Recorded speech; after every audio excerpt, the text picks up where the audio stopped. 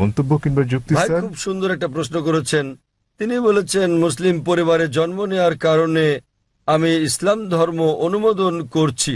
হতে পারতো আমি যদি হিন্দু পরিবারে জন্ম নিতাম তাহলে হিন্দু ধর্মই পছন্দ করতাম আমি, এবং আমি শিখ ধর্ম ও আর্য সমাজকে সমর্থন করি কারণ আমার দৃষ্টিভঙ্গির সঙ্গে তাদের মিল আছে এবং এর আশেপাশে আমি বিচরণ করছি, বরং আমার আরো বৃহৎ পরিসরে কথা বলা উচিত ছিল। খুব ভালো প্রশ্ন হ্যাঁ, ভাই, আমি আপনার সাথে একমত।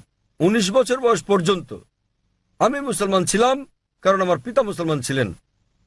বয়স ১৯ বছর হওয়ার পর আমি তুলনামূলক ধর্ম অধ্যয়ন করা শুরু করলাম। এখন আমি ব্যক্তিগত পছন্দে মুসলমান।